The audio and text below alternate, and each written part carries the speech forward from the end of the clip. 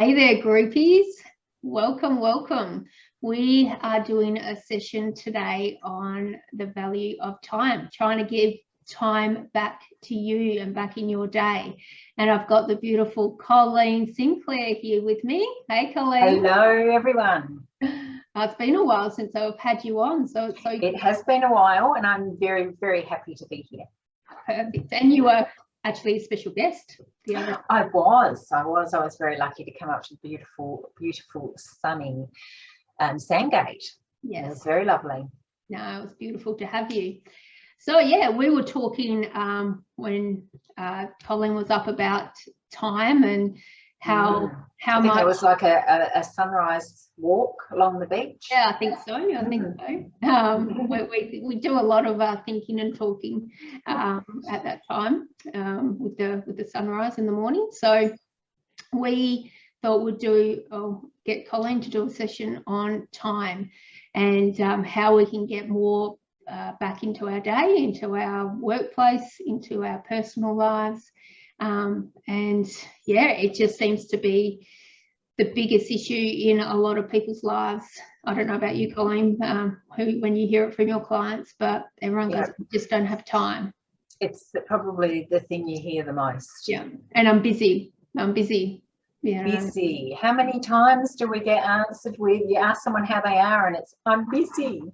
Yeah. I mean, I find myself catching myself saying it. You know, I do try not to, but it just is a habit, and you do it and you say, yeah, it is.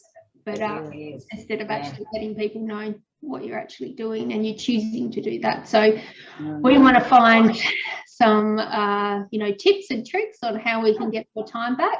But I do want to just share something that I saw the other day that I found very interesting. So it says there's always a hidden cost. And it had Netflix doesn't cost $17.99 a month. It costs your time. A Big Mac doesn't cost you $3.99. It costs your health. And social media isn't free. It costs your focus. Yeah, so true. And I did a blog recently on safety. And one of the things that I mentioned in there was the impact of how we spend our time on our safety in the workplace. And it's not only, looking out for ourselves, but it's those people around us. So we might think staying up late and watching Netflix is a great use of time, but the impact that has on our following day, not always so great. Just one more episode. One more. 1 o'clock in the morning. I think we could all, I'm guilty of that. I think a lot of people would be. So, so do you want to kick us off with? Sure. So we all have probably heard time is our most precious commodity, but how many of us really take that on and understand what that means?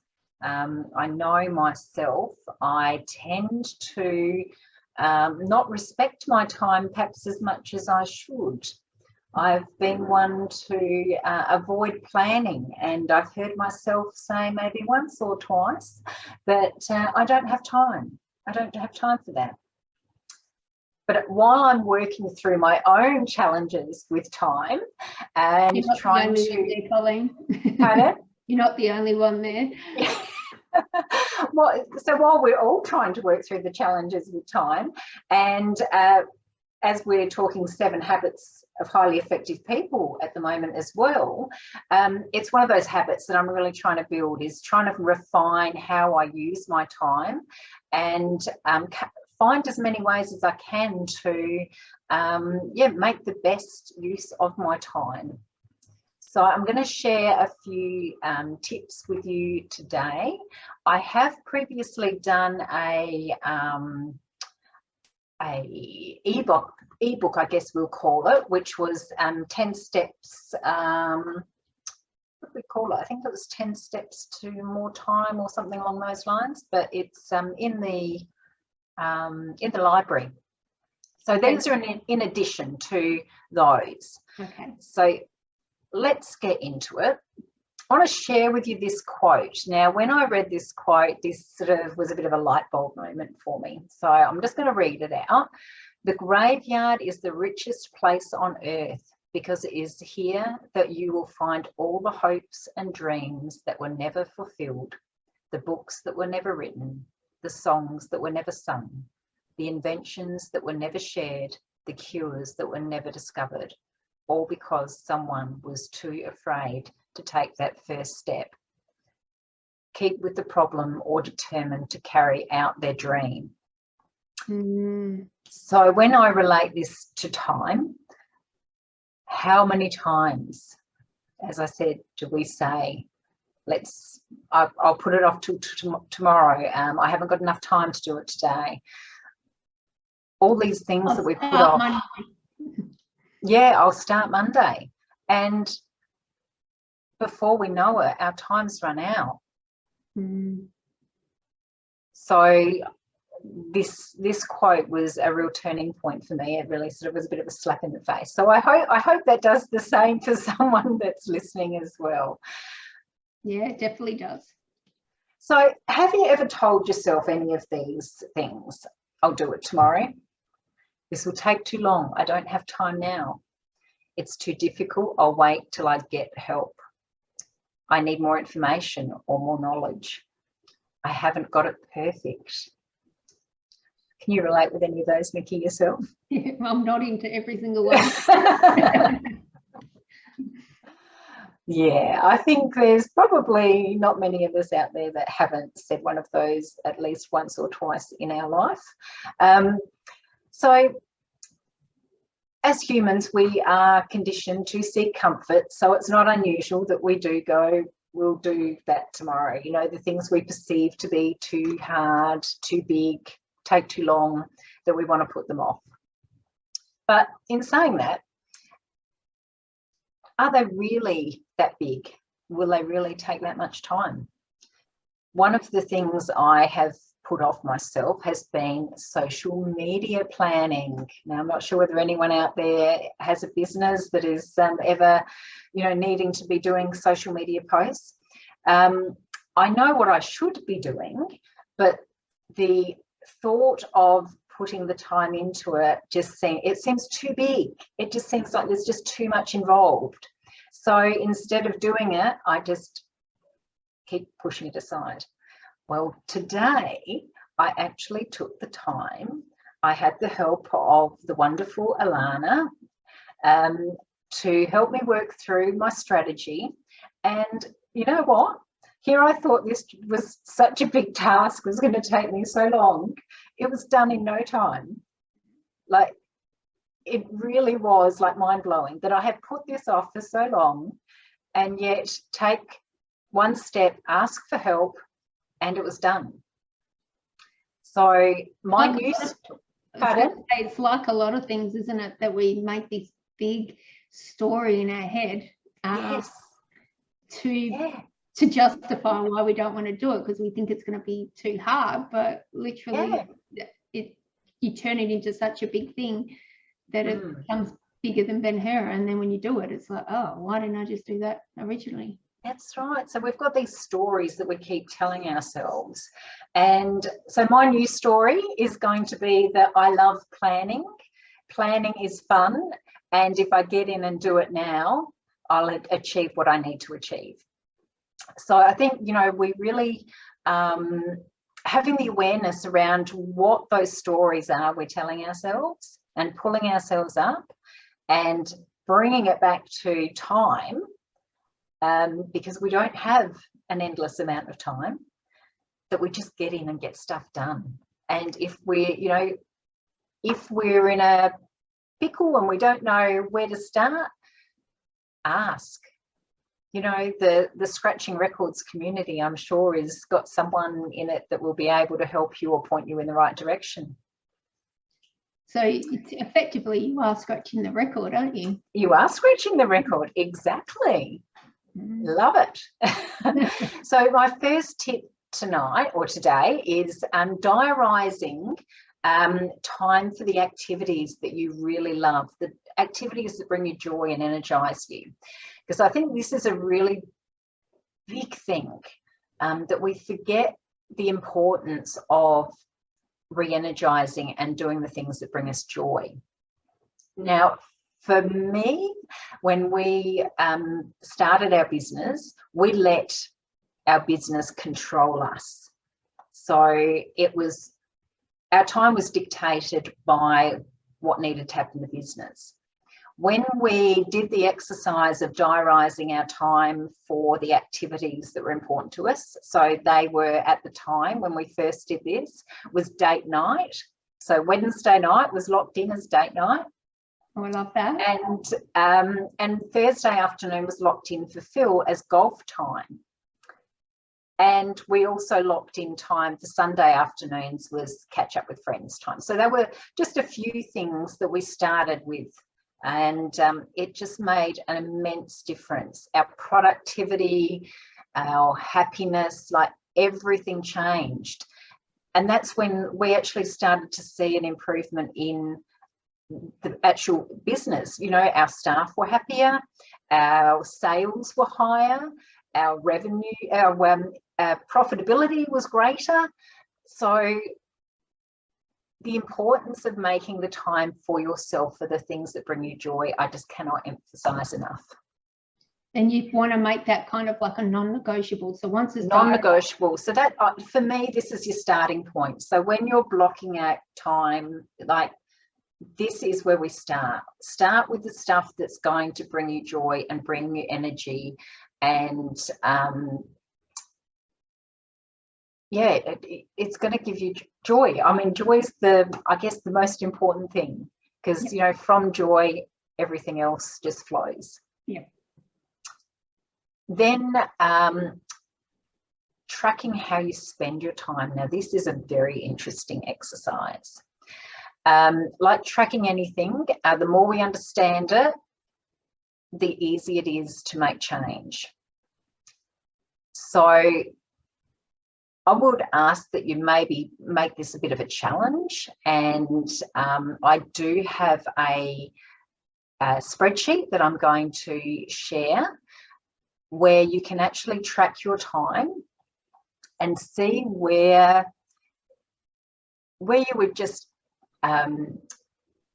sometimes wasting time is a good thing. Like, I'm not saying, you know, you don't have time where you're not doing anything. That, you know, we all need time not to do anything. But tracking how you spend your time, you know, whether it's, you might be spending 3 hours on social media a week, or you might be spending, you know, 3 hours a night on Netflix, or, you know, whatever it might be. It's a really interesting task to see where you're spending your time. And, you know, another one is emails. Like, how easy is it to get lost in other people's agendas, checking your emails? So, you know, structuring how you actually are addressing those sorts of things. So I guess it's this one is sort of creating awareness then, isn't it? Yeah. So by doing that exercise, you're having the awareness around where you are losing time and where you can actually start making the changes. Yeah. So the next tip is working in time blocks rather than to-do lists. So I've always been a really big one for to-do lists, and they would be monstrous. That's something I've been trying to change for a little while now, and I really am finding it much easier and much more rewarding too by having my time blocked rather than having a massive to-do list. So, you know, when I say not having it, pardon? Could you give us an example of what you do? Yes, so instead of doing, you know, I check emails, I've got to put out the rubbish, or do the dishes, write a shopping list, call clients, you know, whatever it might be. Instead of writing all those things in a list, that you create your structure around, okay, these are my daily tasks. So your daily tasks are the repetitive things you do. So they're not on your to-do list. So your to-do list really should only have 1, 2, or 3 things maybe that are out of the ordinary. So, you know, gone are the days of having the monstrous to-do list. Now it's only those out of the ordinary things that are happening that I would write down. Everything else is time blocked. So, you know, checking your emails between, you know, 9 and 9:30, or it could be invoicing is done on a Thursday between 10 and 11. So yeah, so rather than to-do lists, having your time blocked, so all your regular tasks are blocked in times. So again, I have a spreadsheet that I'm going to share with you with an example of how to do that, and a blank template that you'll be able to use to block out your time that's effective for you. So, you know, things like your, you know, it might be yoga, it might be date night, whatever it might be, those things are blocked into your calendar and non-negotiable. And then you might have a, you know, a window where you make Mondays between 10 and 2 are when you make your client calls, or it could be I do Zoom meetings at between 2 and 3 on Wednesday. But whatever it is, that you are in control of your calendar and not the last email you got that was requesting a meeting time. That you have your window of your windows of times you're available to me, and they're non-negotiable. And it's setting boundaries, really. It is. It really is setting boundaries, and yeah, being in control of your own time. Yeah. Developing systems. Now, this isn't just for work, at home as well. Like, if we can create systems, they save so much time. I mean, how much time do you spend looking for something?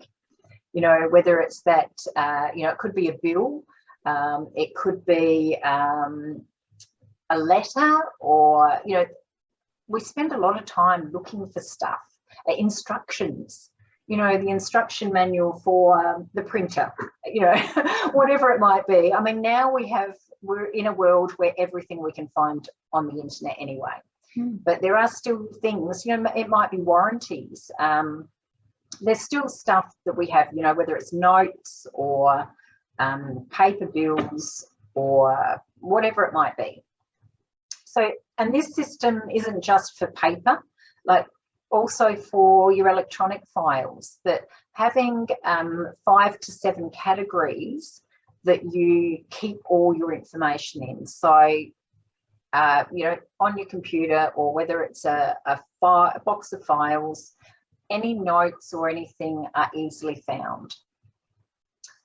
And, you know, having a system for when you pay your bills, you know, do you do them through one of the bank applications?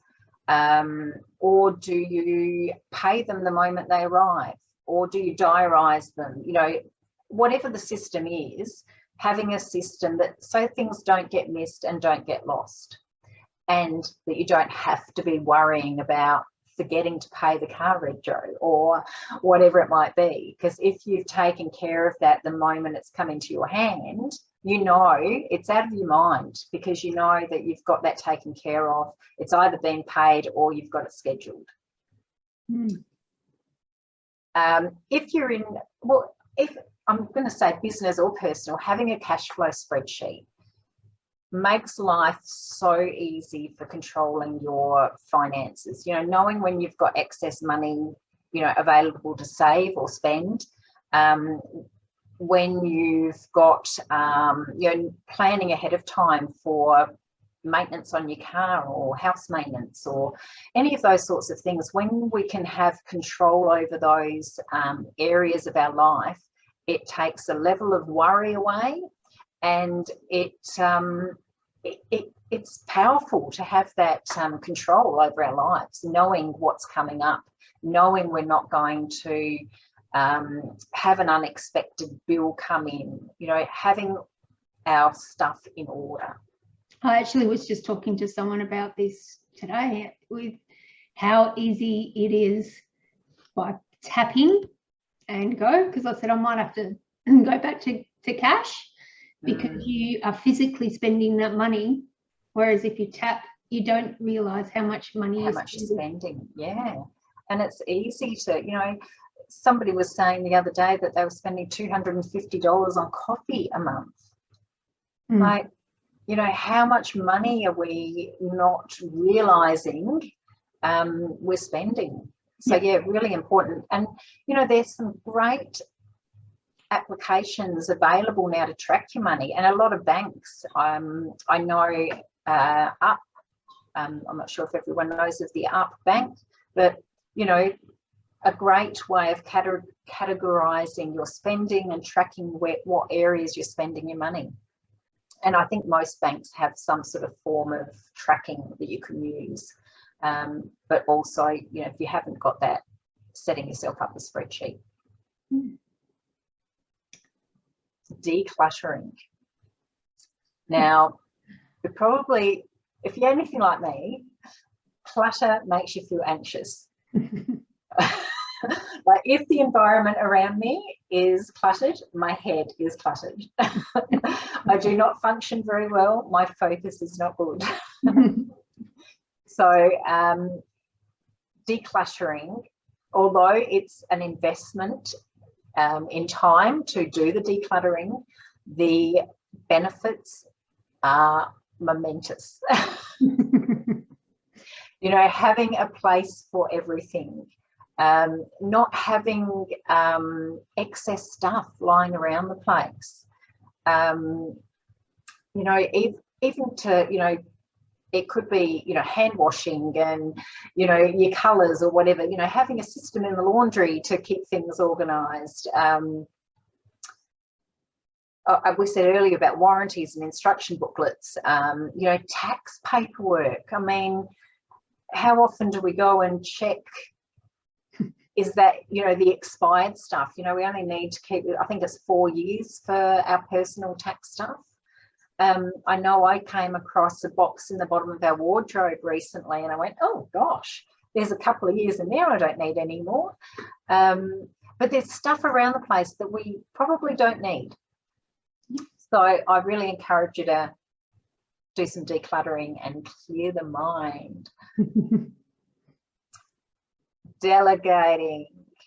So I'm not sure if you've got a little girl there that might be able to do the washing for you. It's a very cute photo. But you don't have to do it all yourself. What tasks are others able to do for you? And for me, one of the things I've done recently is I've employed a cleaner. Now, not everyone needs to or wants to employ a cleaner, but for me, I was going through, like every time I did the housework was followed by an osteo visit. And it was like, okay, well, I could get a cleaner in and they're actually saving me money. Yeah. And then now I've found having the cleaner, the amount of stuff that I was obviously busying myself with and avoiding doing other things has now, all those excuses have gone. I have got so much time on my hands. So, you know, the house has been cleaned by someone else. So it's not only freed me up from going to the osteo and spending that money, but it's freed me up to do the stuff I enjoy doing. Yeah. And, you know, if you've got kids around the house, you know, it doesn't matter how old the kid, well, I mean, obviously, you know, toddlers we might want to be a little bit cautious with, but, you know, getting the kids involved in doing stuff. And, you know, our household has always been about, it's part of the family. It's a part of what we do to live together is we help each other out. It's never been a, you know, you do chores for money. It's been a, this is just how we work together. And it's a great way of educating your family to going out in the big wide world and not expecting, but doing. Well, you're teaching life skills as well. Yeah, for sure. You know, I share a story when I was managing a retail outlet, probably 25 years ago. I had a young girl who worked late nights and weekends, and I asked her to do the vacuuming. And she was 18, had never used a vacuum cleaner before. And I mean, I was astounded, but you know, it's a great, you know, like the skills we learn around the house are going to be useful in all walks of life. Absolutely. So yeah, so think about what, you know, what are the things that other people can do, and it may be a friend that can do something that you don't enjoy doing, and there might be something that they don't enjoy doing that you do enjoy doing. You know, just think about, you know, how you can actually utilize the people around you and do more of what you want and less of what you don't want.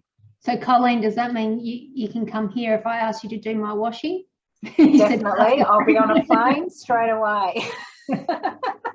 You won't have to ask. I can find other things to do. Okay, and the last one I've got for us tonight is organising your wardrobe.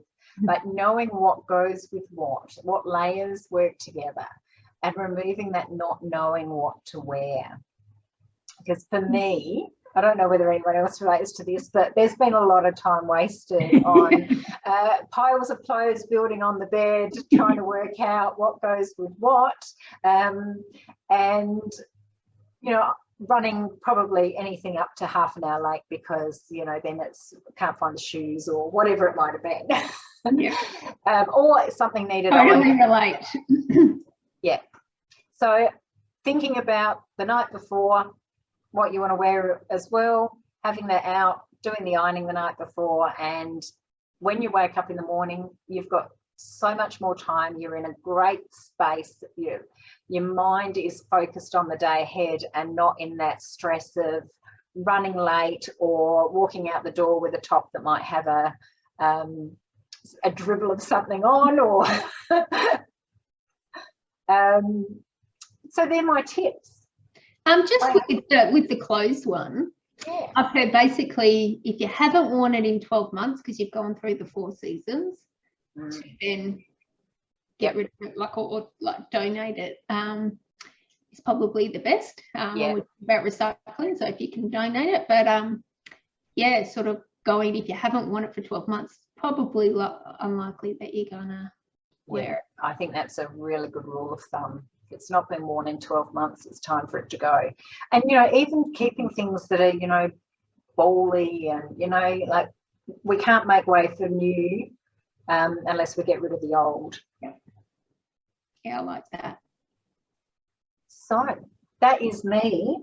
I hope you find those some of those tips useful, and I will have those spreadsheets to share. And also, if you haven't read the ebook, that is you'll find that in the library.